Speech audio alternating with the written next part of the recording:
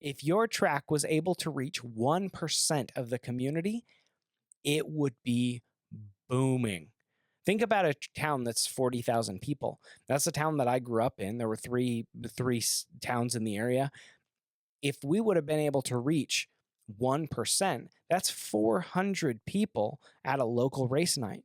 Most tracks are not doing that. Most tracks are not hitting a 1% mark.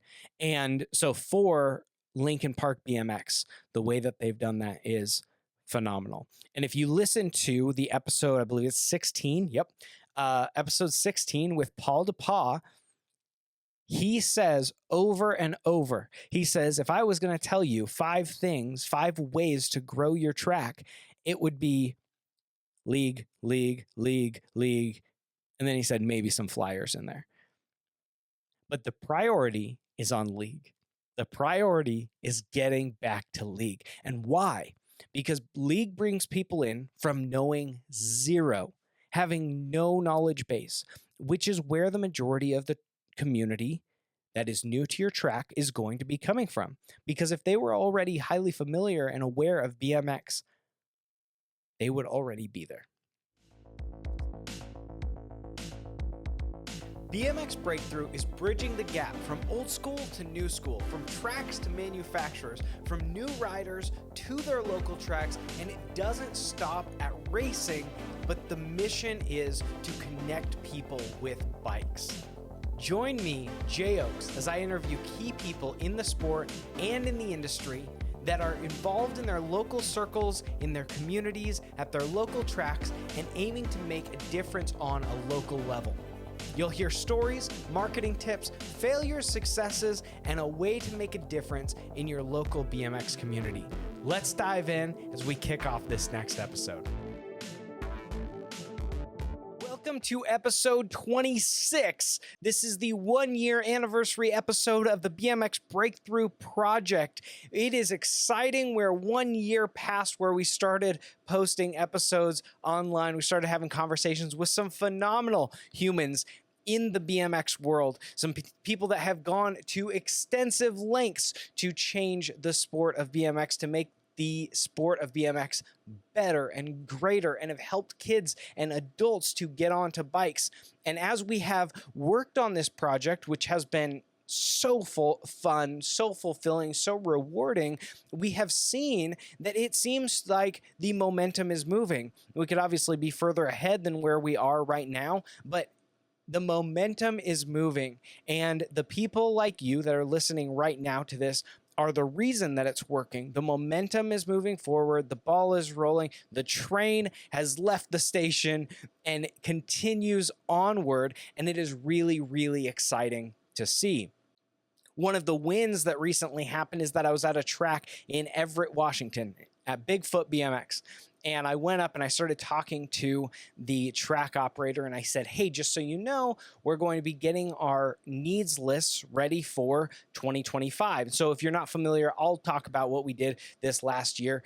Anyway, in that conversation, I said, I'm going to reach out to you. So if you want to start thinking ahead about what your track needs, and we're working on what the next year holds already.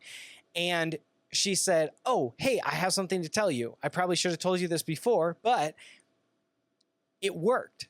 And I said, tell me more. I'm so excited. I love hearing that, but what worked? And she said, well, right after you posted on Instagram about our track needing things, and one of those was a PA system, and somebody walked up at the track and said, hey, I hear you need a PA system. How much is that? And she said $500. And he immediately handed her $500 and said, go get it. That is what we're talking about. That is what we're working on. That's what we're doing. That is why we are doing this. So if you're not familiar, what we did, and we launched this actually at Dirty Fest in 2024, back in, that would have been April, and my wife and I came up with this idea in which to help tracks showcase their needs and put those into a quantifiable and also achievable number format. So when people go up to tracks and they say, hey, I want to help out, it is really easy and it's very common for track operators or people that lead nonprofits to just about any extent, if they don't have a specific number in their mind to say, or a specific item in their mind to say, well, we just need anything you can do would help. But what we decided is that we were going to help tracks turn these into bite-sized pieces, regardless of how big the amount was, because I'm not going to put a cap on what a donor is willing to give. And so we got their top 3 needs to better serve their new rider community, and they put those down, and then we put a dollar amount right next to it, and we handed out these really cool cards at Dirty Fest that had a track name. It had the top 3 track needs and then how to partner with that community. And so over the year, we've had people give single bikes. We've had people give single helmets. Some of those track needs were, we need 10 helmets. We need 5 helmets. We need 15 helmets. Some of them were, we need 5, 10, 15 bikes. Some of them, we need a new gate. That's $20,000. One of them, like I just told you about, was that PA sound system. We need $500 to get this. And as many of you know, at your local track level, sometimes even that $500 amount can be a massive undertaking when it comes to the amount of riders that you have, or just the community that's there, or there are just some things that are a little bit more pressing. And so anything helps. We want to grow the sport. It doesn't matter if it's kids that are racing BMX bikes at the track, or if it's kids that are at the skate park or the pump track, or even riding around their neighborhoods, or kids moving over to mountain bikes. The reality is that in the conversations that I've had, and you've heard me say this, is that I want people riding bikes, and bikes together, families, communities, riding their bikes, being outside, making memories, creating moments with each other, because I believe that it's not only healthy to be outside, healthy to be physically active, but I also believe that it's incredibly valuable for those moments that are created on a bicycle and the things that you learn. So when we originally started BMX Breakthrough, it was this idea, and you've heard some of the conversations that I've had with different guests that have been pivotal in this. There are guests that I've talked about and said, you have been pivotal to this conversation. You've been pivotal to this idea. You had an instrumental role. Your voice played an instrumental role in what it has become. And it has been really fun. It's been really cool to see. But when we originally started this, I realized that BMX needed to grow. And the reason for that is because I saw that tracks didn't have the attendance that I felt like they should have after being gone for 20 years from the sport. And that's a long time. And I believe that's where I play a unique part in the sport. I haven't been around the sport. I took 20 years away from it, and I wasn't around the sport for a really long time. And then I came back and I was shocked. But what I realized was that kids need BMX. Kids need bikes. Kids need racing. And now if you're a part of the BMX track, you know full well that this is true. You know exactly how much kids need the sport because you know what it provides them, the skills that it offers them. And you know that as a parent, if you are involved or if you are not involved, you also know what it allows you and what it creates for you. And I think that that's really cool from a child development standpoint. And as somebody who has worked with kids in various roles and worked with adults in various roles and spent time in school going through some early childhood education type of courses, knowing the things that kids need and those values, those things are transformational, and those things play a huge role in their lives as they continue to grow. And we were at a track in Utah, and I think it was South Jordan. You might know for sure, but South Jordan, Utah, just south of Salt Lake City. We're at Rad Canyon BMX. So many people are aware of that track, and our experience was absolutely phenomenal and absolutely loved being there. But I started noticing the independence, and at that moment, I believe Oliver was 4 years old, and he was gone. It was in between the second and third moto. They were taking a break. And India said, my wife said, where's Oliver at? And I said, oh, I think he's in staging.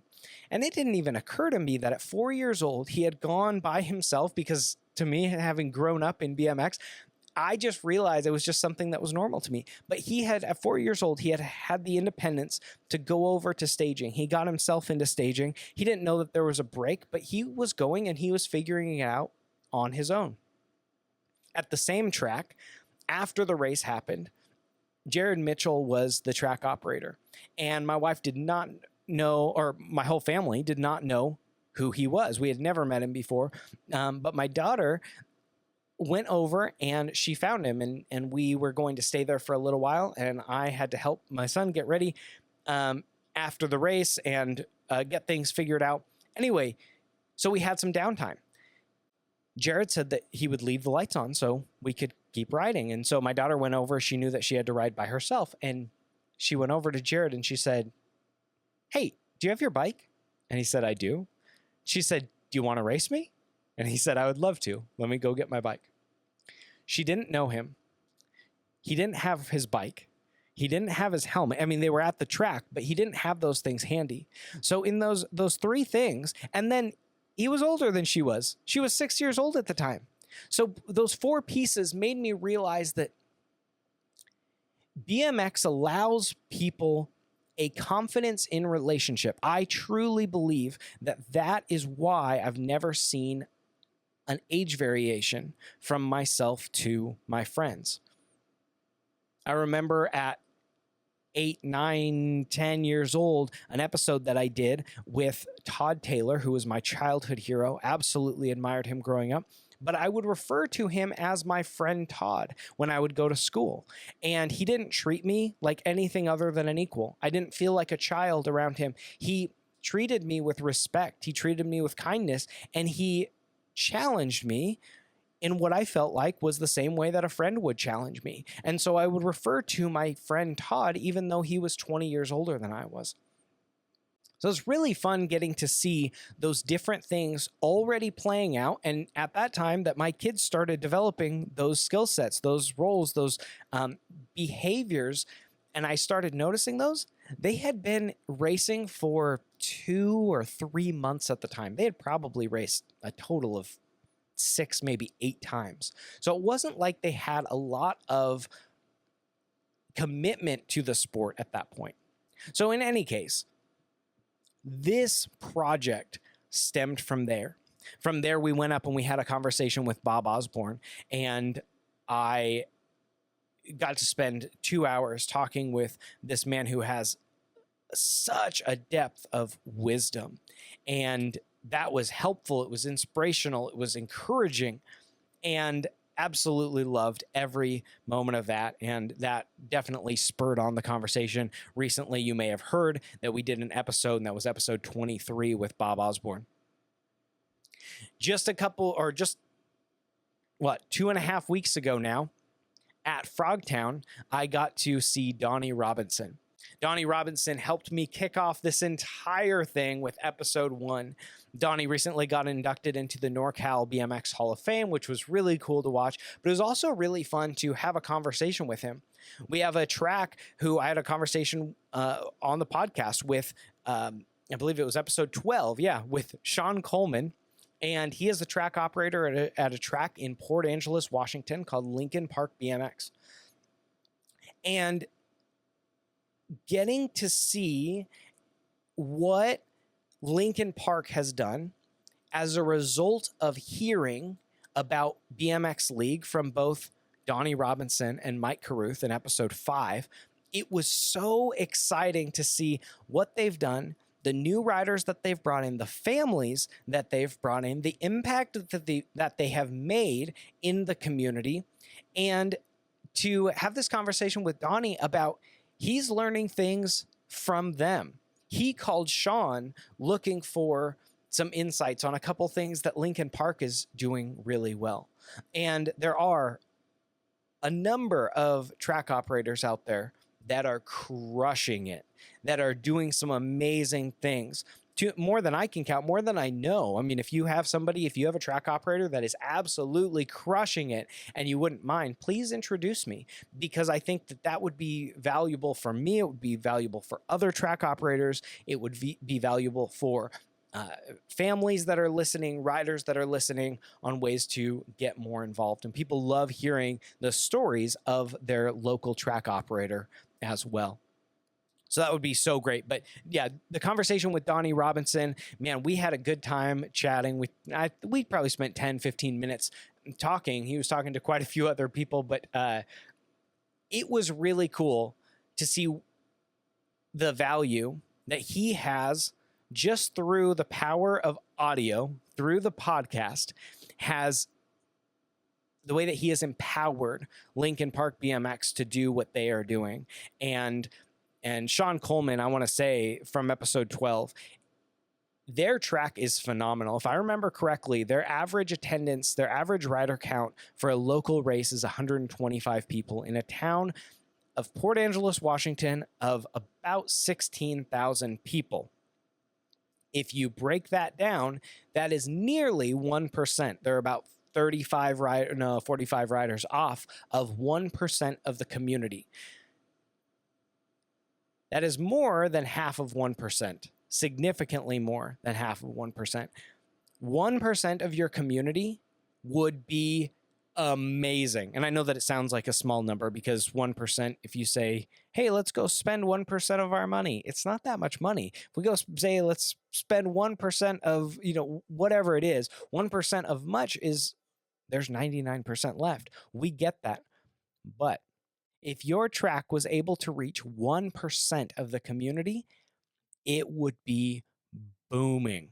Think about a town that's 40,000 people. That's the town that I grew up in. There were three towns in the area. If we would have been able to reach 1%, that's 400 people at a local race night. Most tracks are not doing that. Most tracks are not hitting a 1% mark. And so for Lincoln Park BMX, the way that they've done that is phenomenal. And if you listen to the episode, I believe it's 16, episode 16 with Paul DePaw, he says over and over, he says, if I was going to tell you 5 ways to grow your track, it would be league, league, league, league. And then he said maybe some flyers in there. But the priority is on league. The priority is getting back to league. And why? Because league brings people in from knowing zero, having no knowledge base, which is where the majority of the community that is new to your track is going to be coming from. Because if they were already highly familiar and aware of BMX, they would already be there. Some people have familiarity. They don't know where the track is. Some people have familiarity. They haven't been invited yet. But the reality is that the majority of people don't have a background in BMX. And in order to reach them, you have to do league. Now, this is speaking from what I've heard. I have not personally done league. I don't currently operate a track. So I understand that I am an outside perspective on this. But based on those who are in the thick of it, that are in the middle of this work, that are in the weeds day in, day out, week in, week out, however you want to look at that, those are the people that say you need to run league. And I think there's something valuable to that. I think it's worth listening to. It's a valuable insight to glean from. At this moment, I'm going to interrupt our current interview, briefly to give a special shout out and thank you to our sponsors that have backed us financially in this project, in our mission, and give them a huge thank you. So at our gold level, we have Luminex Neon and Marketing Breakthrough. At our silver level, we have Sound Cedar Lumber and Bicycle Thieves. And at our bronze level, we have Pro Start Gates and Justin Shepard, Title Examiner. Thank you so much for your support. Thank you for backing us. If you are looking for help with any project that you're working on, if you're looking for some cool things to do, go ahead and check out the links to their websites in our description and go ahead and visit them, show them some love. We are so appreciative for their support.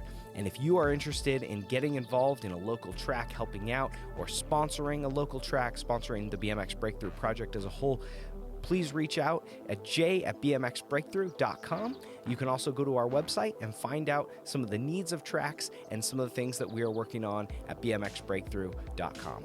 Once again, thank you so much for your support. Let's dive back into this conversation. I want to say there have been some phenomenal humans. I know that I mentioned that. There have been some phenomenal humans that I have made interviews with, that we have made podcasts with. And if you haven't listened to them, it's okay. I understand. But I definitely want to point out some of the highlights from each of them. And I want to go through and talk about the things that have happened as a result of some of these different episodes. So we're going to jump ahead and I will talk about the conversation that I had with Brent Azis. That was episode 19. He runs a nonprofit called Cycle Therapy. And the whole point, the whole focus is on mental health and well-being. And so when I spoke earlier to wanting people on bicycles, there is something that happens for people when they're spending time outside, when they're active, when they're pedaling a bike, when they're moving around, and when they're laughing and having a good time, and when there's some adrenaline mixed in, when there's a little bit of fear. The majority of us know that great things happen when we overcome a fear in our minds that allows us to continue moving forward, and something that we overcome. That was a phenomenal episode. So if you're looking for insights on a nonprofit or on starting a team that has a purpose, episode 19 with Brent Azis is absolutely one that you should listen to. Episode 9, I had a conversation with Jason Morris, who is so fun. You may know him by his stage name, if you will, as Dick Cheeseburger. And man, that guy, Cheeseburger, you are so fun to ride with. I'm regularly trailing behind him, but it's so much fun because we've had some races where I have gotten a little bit closer. That dude has leg speed. He always looks like he's having a good time. He is always out playing around on his bike. He is, when it comes time to jump, man, that dude pulls and he will land flat. He will throw style in there, and it is really cool. He's got this persona that is so fun to watch, and that's good. So if you are looking at having fun, I remember one of the things he said was it happened for him when he realized that he wasn't going to focus solely on the results. He was going to focus on his lines. Was he able to dial in his lines, which is great because I think a lot of people need to hear that. I think that's a great wisdom for people because it's not always about your results. And speaking of, Mike Wagner in episode 25, the most recent episode that we released. If you are looking for a way to help your child grow in the sport, if you are looking for a way to continue encouraging your child to help develop their skill sets, not only does Mike Wagner have a training and coaching program for that, but he also is very, very focused and intentional about making sure that fun stays in that training, that fun stays in BMX.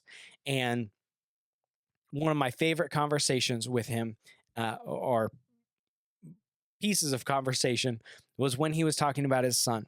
He had come home, said, "Dad, I know that it's time to train. I know that we're supposed to be doing sprints. Can I do my sprints real quick and then go down to the lake because my friends want to go out on the boat?" And Mike Wagner said, "No. What you're going to do is you're going to grab your skimboard. You're going to head down to the lake. You're going to fill up a cooler with water and with snacks, and you're going to go and hang out with your friends." Because the reality is that workout would have been rushed. It would have worked. He would have gotten through it. But he said his son would have rushed the workout and would have pushed just to get done instead of work to get the workout completed in the way that it was supposed to. And I just loved that conversation. That stood out to me so much because I also see that within the sport is that there are new riders that come into the sport, and then their parents become so driven, or they become so driven, which isn't a bad thing, but a lot of times then parents become very driven, and they start focusing on, here's what we need to do, here's how we need to help you get to that next level, this is what we need to do, we need to train, we need to go to all these races, and it takes the fun out of it. And I believe that one of the reasons why rider count will drop after a certain number of years is because we push so hard, we push over and over and over and over, and all of a sudden the kids go, not really interested anymore. But if you can leave it as something that's fun, and you keep the focus on that enjoyment, then it's a whole lot easier to want to continue doing that. It's a whole lot easier to make it a draw and make it something that brings about smiles instead of bringing about fear, bringing about the thought of, what if I fail? So making sure that you keep some fun in there. Mike Wagner was a phenomenal episode when it comes to that. A conversation I did have as well, episode 18, was with my wife, India Oaks. And the conversation that we had was really fun for a couple of reasons. Her and I have a background in marketing, which is kind of where BMX Breakthrough entirely began, was this conversation of, how could we help local tracks? What if we could help local tracks grow? And so her and I talk on behalf of some newer riders and some newer kids, but also speaking to tracks and the difficulty that she had coming into the sport, having no knowledge base in the sport of BMX, having no background in really extreme sports, and trying to come in and figure out what it looked like in order to help her kids to succeed, and what it looked like to become supportive, and what it looked like to navigate around the track and find out what was going on. And we talk about some really valuable insights of things you can do. One of those being, at the entryway to your track, put up a sign and have an order of events, and have a map, like a "you are here," think of like a mall or shopping center, a "you are here" star. This is where registration is. This is how you get to the staging area. So yeah, you go from the star to registration. This is how you get around the backside of one of the berms to the staging area. This is where the gate is. This is where spectators can stand. If you want to take photos, this is where you can be. And you can highlight a few key things in that map. And then the order of events. And really, my reason for this is, if you want to help new families and young riders to succeed, then one of the things that they need to do constantly is they'll need to use the restroom, they'll need to snack, and they'll need to hydrate. And so for my son, who is 6 years old, he will pull off his helmet, and then he won't know exactly how long he has to get going again. And I don't have any idea, if it's a new track that we're going to, how long exactly the break is. And so then we end up rushed, we end up panicked, and he does not ride well when he is stressed out. And so then it's like, okay, we got to get your helmet on, we got to get your gloves on really fast. Okay, let's get up to staging. And then they're about ready to drop the gate as soon as he gets there. And that's really hard on him. And so being able to know, for a new family walking in, okay, between Moto 1, they run Striders. So when Striders are running, I know I need to get to staging, and then they'll drop Moto 1. Between Moto 2 and 3, that's when they're going to do a 10-minute break. Awesome. Really simple, really effective, really useful. So anyway, that was the conversation in episode 18 with my wife. Episode 5. I mentioned Mike Carruth a little bit earlier, but episode 5, Mike Carruth was one of the co-founders of BMX League with Donnie Robinson, and has so much valuable insight to share. One of the things he talked about was, BMX is one of the only sports where you show up and you are immediately in the game. So you can put that in quotes if you want to, but or air quotes, really. You're immediately in the game. And so we started talking about that, and I realized that baseball, you don't show up to the field and they say, all right, here's a mitt, throw it on, run out there, you're in the game. Go get them, Tiger. right? There's a lot more to that. There's weeks of training. There's quite a few practices. You have to be at a certain number of practices before you can play the game and before you can play on the field. In the same way, BMX League has done something similar to be able to say, here, we're going to help you figure out, here's the gate, here's how the motos work, here's how the track works, here's how we get going, here's how you do all of these key pieces instead of just throwing somebody in and hoping they can figure out how to swim. I believe it's really, really valuable because of some of the families that I have brought into the sport of BMX, some of the kids that I have helped to learn to ride and learn to be in the sport. And they have come in with a lot of timidity, and a league program would have helped them out substantially. So Mike Carruth, Donnie Robinson, episode 1, and Mike Carruth, episode 5, BMX League. Check that out. It's incredibly valuable. Episode 2 with Brian Dorsey, we chatted with the founder of Danger Snacks. And if you haven't tried them, they're spicy candy. They're really small. They're about the size. They're a little bit bigger than a Tic Tac, or about the same size. They're just in a circle shape. And they're spicy, and the peppers are designed to wake you up and get your senses running. Brian Dorsey is an announcer. He announces at local tracks. His mom was an NBL announcer who was inducted into the Hall of Fame as well. And she was an amazing woman. I never got to meet her personally, but Linda Dorsey, I have gone back and I have researched quite a few things. Brian made a video that talks about her life and showcases who she was and how amazing she was.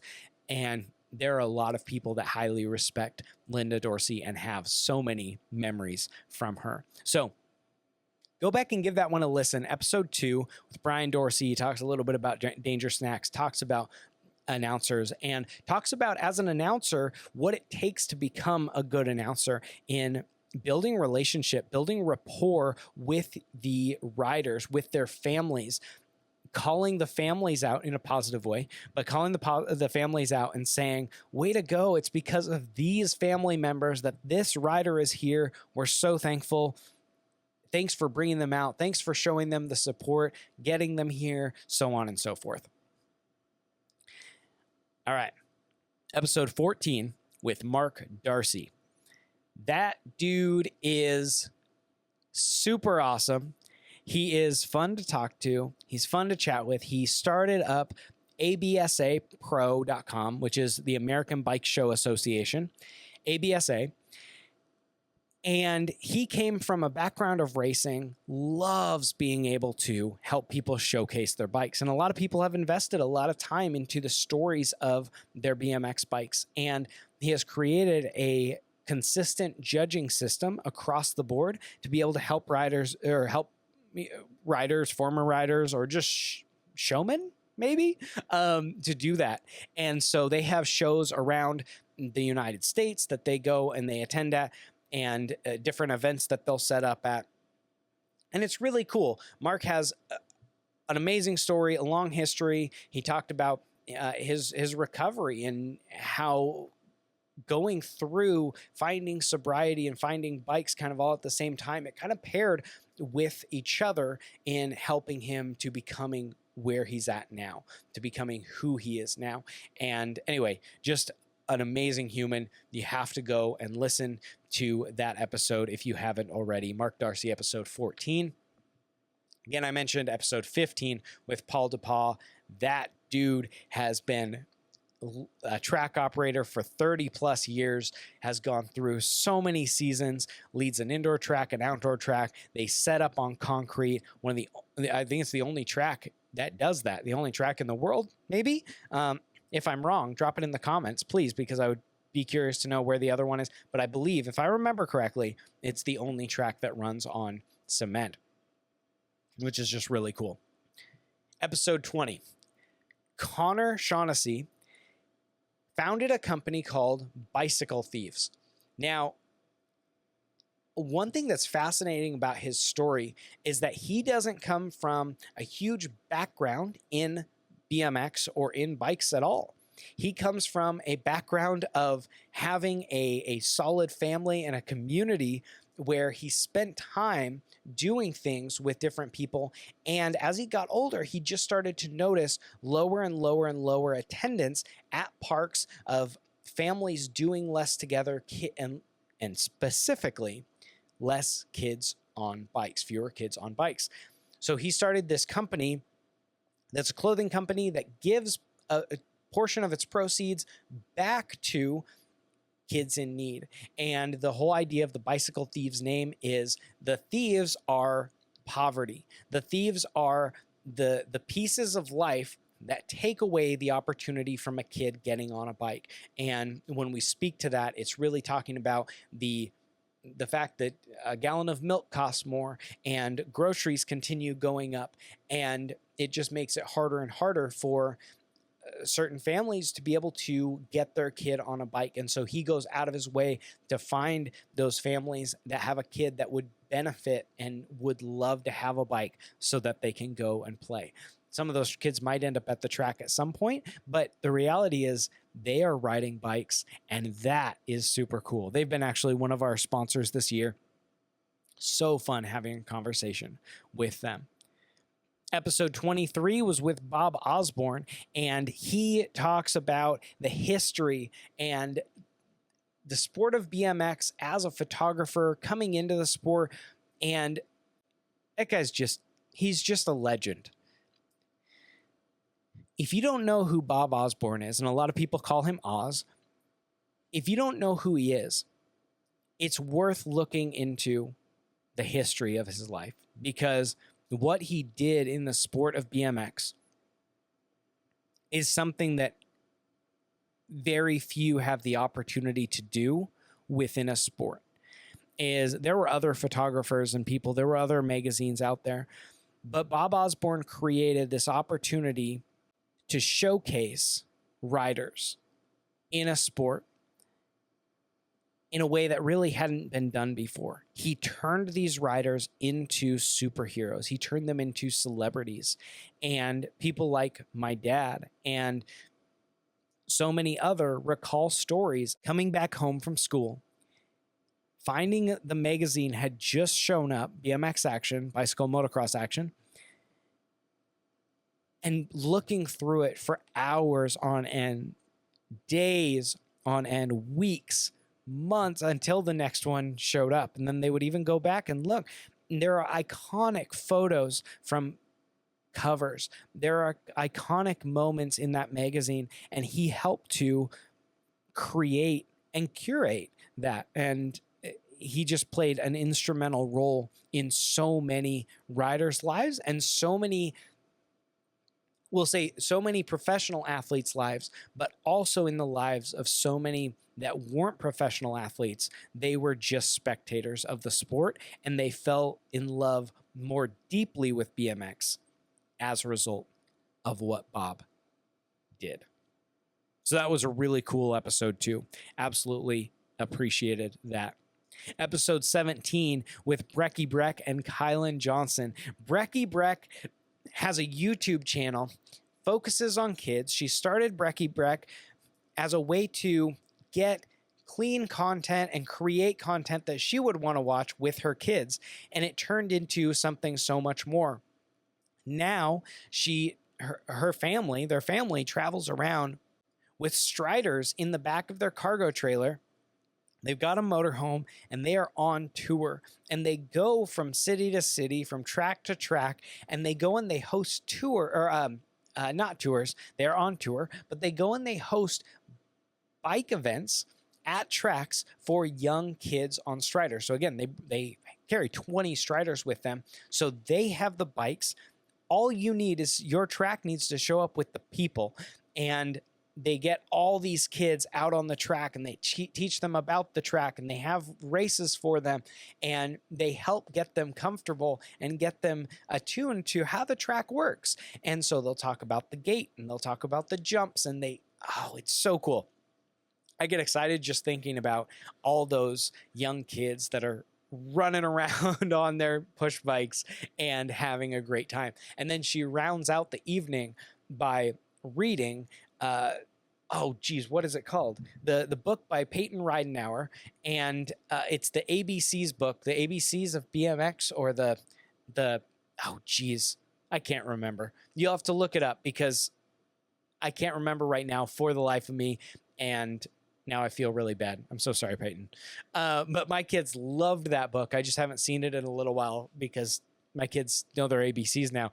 But they went through it, and it is just a haggard book because they've had so much fun. So anyway, Brecky Breck, and then Peyton's book is really cool. But the things that Breck and Kylan are doing are just so cool to get kids onto bikes, and the way that they've done that is really neat. Episode 16 with legendary John Cruz. Man, that guy. If you have a chance to talk to him, you have to take your moment because he's got stories. And I love what he talks about in his episode is he says, I was never the fastest guy. I was never the guy, but I had style. And that's why people wanted him to be a part of their team. That's why Redline sponsored him. That's why he got into magazines. He was the guy on the poster that kids wanted to emulate. And I absolutely love that. He also has a great perspective on a moment with his son who decided he wanted to race and then decided, oh, nope, I'm done. I'm good. And won a few races, did really well, and then decided I'm out. And John said he almost went the opposite way. He didn't push riding on his kids. He almost went the opposite way because he didn't want to become that dad. And from a perspective of someone who's seen, and you've probably seen this as well, seeing so many parents push their kids beyond what is healthy, I believe that John Cruz's insight on not becoming that dad, so specifically not wanting to become that dad, is incredibly valuable and is a phenomenal insight. Episode 11 with Miss Kitty. If you have been at nationals, if you have been around racing for a chunk of time, you probably know who Miss Kitty is. She is a next level role model to girls everywhere. I mean, I want to say she's a role model to me too, but to girls who want to race BMX, Miss Kitty has done something that many haven't done. She was a part of petitioning to get a women's class, I believe, for cruiser. You'd have to go back and listen to her episode to verify for sure, but she started racing in the late 80s, and it was because she got off of the track and she told her son what he needed to do, and her son said, well, if it's so easy, why don't you try it? And so she decided that she would, and she went and she raced, and she hasn't stopped since. And she has some amazing old school bikes, and she travels around, loves riding, has some big goals. She has been in some amazingly scary accidents, and she has come back from it. She is racing, and to this day, she is out on the track, which is so wonderful to see. Episode 4, I had a conversation with Cam Moore, and I admired the way that Cam showed up when I saw him the first time for kids.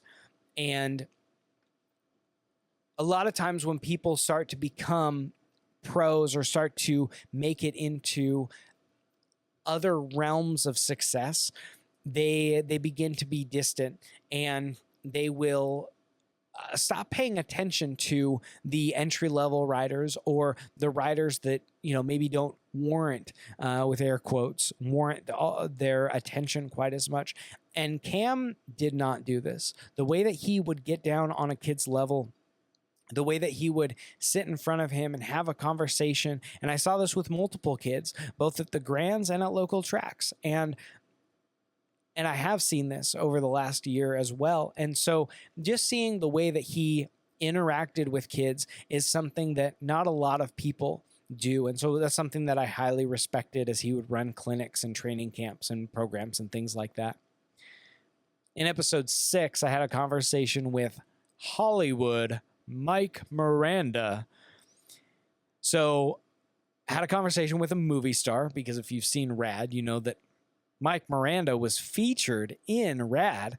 He couldn't win the race, obviously, because then crew wouldn't have been able to win. But spoiler if you haven't seen it, but you've had a number of years at this point. Mike Miranda is super fun to hang out with and to talk to, and he is the life of the party.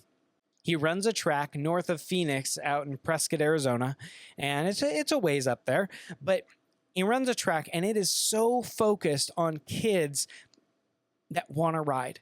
And I love the moment in the episode where he talks about dads coming in, or parents in general, and they go, all right, do you have a bike that my kid can ride?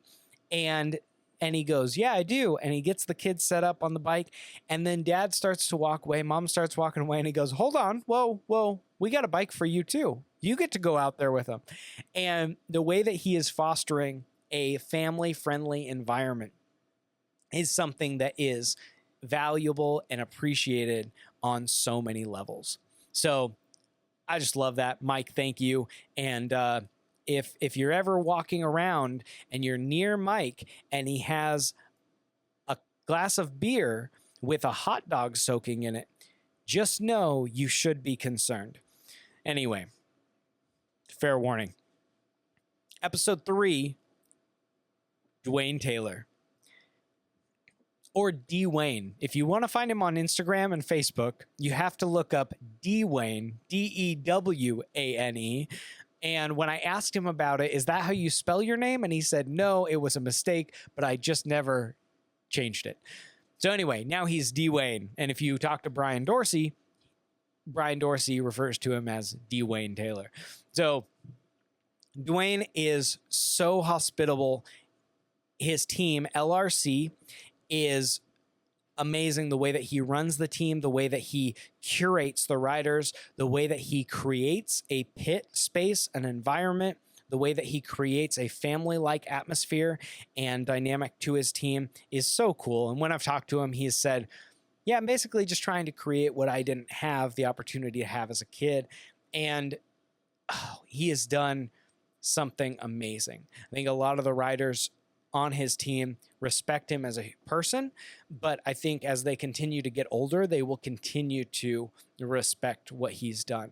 And he's just gone through so much effort to create such a sound place, something of stability in a way that a family would have, and a place for his riders. And he's got some really cool riders that are doing some really amazing things.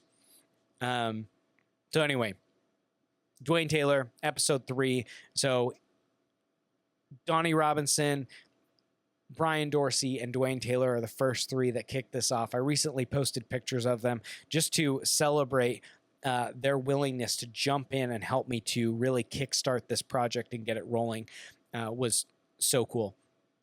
Episode 13, I talked about Todd Taylor, a legend, a local legend in Skagit Valley, Washington, Skagit County. And just remember watching him race, watching him ride, and I'm honored to have the privilege to have his bikes now and the bikes that I grew up admiring and watching him ride on. And anyway, just so kind, so caring, and so helpful from me, just some little kid that honestly he didn't have to pay as much attention to as he did, but the way that he did, the way that he cared for me, the way that he helped me, the way that he encouraged me, and the way that he guided and directed me. Earlier, I said that I used to refer to him as my friend Todd, and it was just amazing the way that he took care of his team, and he made it focused on fun and good attitudes and having a good time. And he talks in the episode about how he did want to win. He would go to nationals, and he did want to fill out a team sheet. He did want to do well, but at the local level with the riders that were just riding at the local level, he just encouraged them to have fun. And it was all about that. And that was one thing that I really appreciate, him and his girlfriend and now wife. But I just have so much respect and so much appreciation for that guy. Episode 21, David Christensen. His son, Wyatt Christensen, got world number 1 this year. He is very fast, but Dad, David, talks about not becoming the factory dad, or not being the factory dad, having to teach himself to not be the factory dad, and being able to be mindful of his son and be mindful of the way that his kid was riding and be mindful when his kids wanted to take a break. And he talks about taking an entire year off. And he said it may have set him back a little bit, but he went, and Brent Pee Wee Lee was the guy that taught his kids how to jump. And because he firmly believes that it helps kids to ride better. And I just think that's so cool. He's got his kids, and he's got one kid that's a world number 1, and then he's got another kid that'll be playing in the dirt and won't want to race that day. And the dynamic from that guy is really cool. So again, if you have a rider, just like episode 25 with Mike Wagner, and Mike and David are really good friends. So if you've got a rider that's wanting to push to that next level, those are both amazing episodes to listen to, both 21 and 25.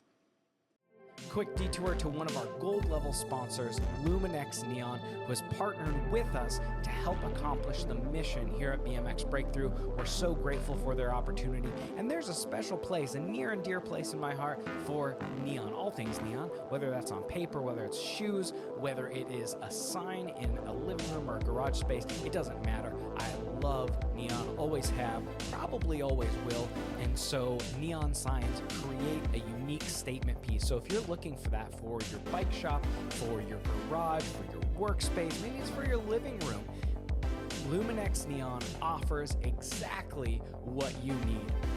So with unparalleled craftsmanship and endless design possibilities, Luminex Neon is your go-to for brightening up any space. You can follow the link in the description and use our promo code BMX Breakthrough 10 in order to get 10% off of your order and to explore everything that Luminex Neon has to offer. We should talk about episode 7 with Quentin Grun. Quentin has become a good friend of mine. He owns Pro Start BMX skates, and he is based out of France. And the way that Quentin has, him and his dad founded this company and created these starting gates.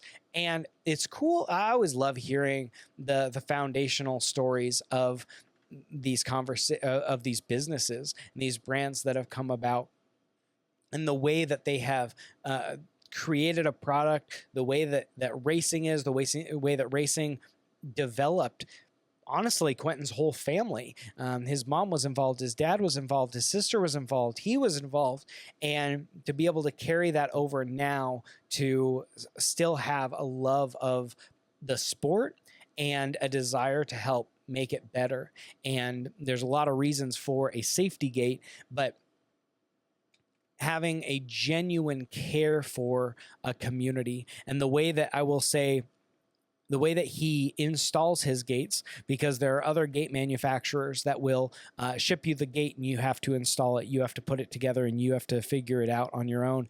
And the way that Quentin designs things and the way that his company is built is that he has you build everything to spec, and then he flies out, and it's about the same cost of installation. And I've talked to a few different tracks that have gotten estimates, and it's about the same cost of installation, but he flies out for, I think it's 2 days, and he will assemble all the gate. The gate will have shown up on your property, and then he will assemble it and make sure that it fits, because there are always going to be little tweaks and little adjustments that need to be made. And so instead of the track operator or the volunteer crew having to deal with that, Quentin deals with that. And that is, oh man, that's just a headache gone, which is absolutely fantastic.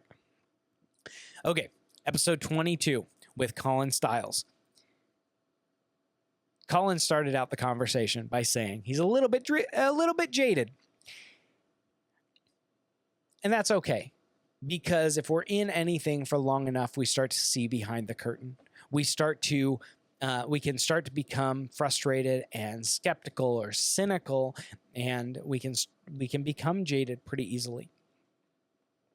And Colin saw that how much love that I have for the sport. And I understand where he's coming from. He's spent a lot more time in BMX than I have. But he sees a high value, a huge value on athletes that come through the sport because of the things that it teaches them. He sees a huge value in kids riding their bikes. So maybe not even at the track, but going to bike parks, riding pump tracks, riding on mountain bikes. He constantly is talking about the bike park revolution, and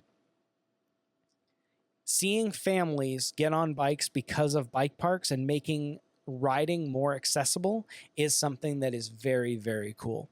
So anyway, I think that's absolutely amazing. I'm so grateful for the opportunity to have that conversation with him. And he speaks a lot to mid-school BMX. So if you have a desire to hear about some of the stories from mid-school BMX, which is the era that I would have grown up watching, guys like John Pearce and Bubba Harris, and talks to so many other riders that I grew up seeing in magazines, I grew up watching at nationals. It is really fun to see or to hear those stories from Colin. So anyway, he's just a fun guy to listen to, fun guy to talk to. Episode 8 with Todd Huffman, the co-founder of Frogtown Classic BMX Days. And we just got done with that event last weekend. I guess it would be 2 weekends ago now, but Frogtown Classic, so cool. It is an event that brings people together from all over the place, all over the world. I mean, there was a guy there that was from Germany that came out to be a part of this. So there's a bike show, there's a bike swap, there's the old school BMX races, there's the new school BMX races. They do have some modern racing. This year, they relaunched the California Cup. And getting to talk to Todd and talk about what he's done for Frogtown and for the old school BMX era, and bringing some of that racing back to life is really fun. I'm so grateful to have a relationship with him, but also be able to have some conversations, because he's done something through Frogtown Classic, him and Johnny Valdez, who was founder of UBR, and that's super cool to me. But Todd's done that. And then also I mentioned Mike Miranda in episode 6. Mike was is one of the founders of Dirty Fest. And so what they've done for the old school BMX scene is they both those races, both those events have different styles, but they're equally, I would say they're very similarly fun, and they're similarly exciting, and they bring different audiences, they bring different people, and it's so cool to be a part of that. Episode 10 with Johnny Johnson, and this guy knows his stuff. If you want to talk to somebody who knows history of BMX, history of photos, and has stories to tell, Johnny Johnson. He DJ'd at Dirty Fest the last 2 years, I believe, and I know he was there this last year. I believe he was there the year before. And just a fun guy to listen to and to hear stories from, because he'll pull a picture and he will tell you not only who the people on the bikes are and what their numbers were, he will tell you the track that it was. He will tell you about the people that are standing in the background, and he will go and in depth give you information on this photograph that may just seem like a photograph, but there's so much story behind each one of those faces. And faces might be generous, because some of the photos are, I mean, they're basically kind of blotchy, and they're old photos. And so they don't have a lot of detail, but the stories behind those shadowy figures in some cases is really cool. His dad also had a bus, and they would load up this bus. You can find it on our Instagram and Facebook, but his dad would load up this bus and put tons of bikes on the top. So if you've seen the modern day SE bus that Damien drives, it's similar to that, except Johnny's dad would just pack it full and take kids to the track. So that's super cool. I mentioned the episode with Sean Coleman, episode 12. You have to listen to that episode if you want to hear from a track operator that has gone from 0 to 100, in some ways metaphorically, but in some ways literally. He's the guy to talk to. He's the guy to listen to. And episode 24 with Dom Phipps. Dom has put a ton of effort and energy into showcasing, storytelling, and memorializing the sport of freestyle BMX. He has gone and he has interviewed people. He has a book that is getting ready to be released, and just a fun guy to talk to. Him and I have a lot of similarities. Bob Osborne connected he and I together. And one of the similarities that we have is that we don't have a big name in BMX. We are just people who happen to really enjoy the sport, but he has gone through and he has documented and he has captured some of this history and had interviews with countless people in the sport. So those are the episodes. That is the BMX Breakthrough podcast to date. I started by talking about some of the wins and the success stories and some of the gifts that have been given. And then I wanted to recap what some of these episodes meant to me, some of the key points, some of the key takeaways, some of the key moments that I pulled and extracted, because this has not just been beneficial. It's not just been fun for me. It has also been beneficial for me. It has been beneficial to tracks, to individuals. It has been beneficial to families. And I believe that it will continue to grow in that direction. BMX Breakthrough started out as an idea, and then it became a reality. It started moving forward. It started gaining legs and gaining momentum, and people started coming around me saying that they would support me. We had companies that supported us. You've heard some of those sponsors that are showcased in the episode, and I'm so grateful for their support, because without them, what we've done wouldn't have happened. Everything that we set up at Dirty Fest would not have happened without our sponsors. The financial gifts that were given, some of the assistance, the help that was given, in a physical way, like people coming in and people saying, "Hey, we'll help with this. We'll help with this." That was helpful. So, to you as a listener, thank you so much for your help. Thank you for your involvement, and thank you for your willingness to continue listening to these awesome conversations. For those that have given financially, thank you so much. For those who want to give financially and back what we're doing, come 2025, we are actively looking for sponsors. We are working on that now, and we have a new jersey that is being designed, and we've got space for sponsors to drop onto that jersey, and we would love to have you partner with us, because we see the opportunity. We want to help tracks get what they need to better reach their new rider communities. And I think that there's very few other things that would be as amazing as the sport of BMX growing. And that could be in way of tracks growing, which is the way that we'll continue focusing on. But even it could look like skate parks growing, bike parks growing, more bike parks going in places, mountain biking continuing to grow.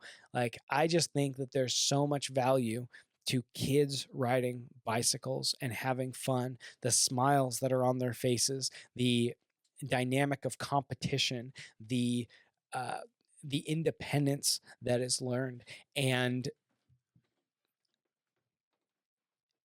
I believe that I can be a part of watching the sport grow and be a part of growing the sport with my knowledge and background in the world of marketing, and with my outside perspective, and being able to come in and be able to provide some ideas and share some wisdom, and being able to have the perspective that I do of being gone for 20 years. And it's kind of like watching a kid grow up, and you come back 20 years later to your friend's kid that you haven't seen in a while, or to a cousin or nephew, whatever it is that you haven't seen in a while, and you go, "Oh, wow, you've grown." And a lot of times you see a lot of growth over a year or 2 years. And so my perspective, having come back after 20 years, is you go, "Oh, wow, a lot has changed." And in BMX, I did anticipate that it would be larger by now, but I think that there are some really cool things and some simple things that will make tracks more accessible to new families. Because as I've traveled around and I think we've been to something like 35 or 40 tracks in the last 2-3 full years.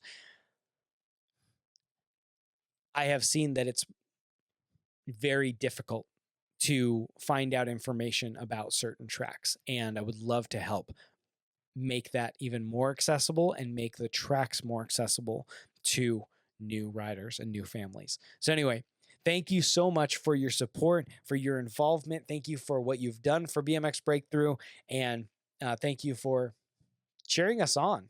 Let's keep it going. Let's keep things moving, and we'll be back in 2 weeks with episode 27 as we kickstart season 2. Thanks, guys. Thank you for joining us in today's episode. It is because of people like you and our sponsors who make this whole thing possible, because they have a desire to see the sport grow. If you would like to get involved in the mission of BMX Breakthrough, you can start by going to your local track, find a way to volunteer, help out, and serve there. Or you can go to our website, bmxbreakthrough.com, in order to donate, find out about sponsorship, or learn more.